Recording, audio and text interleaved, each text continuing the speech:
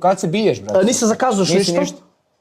Vidio sam da ćeš na BFC, s kim ćeš da se biješ? S Golubovićem?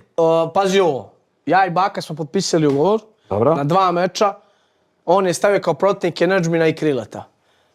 Što se mene tiče može bilo ko, ali nek bude da su njih dvojica.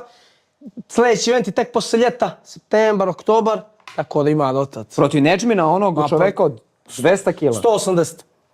Taj će da te uništi. Miš? Aj, si ti lud. To volim da čujem. Jesi ti lud? Skidaš pritisak s mojih grudi, to je top.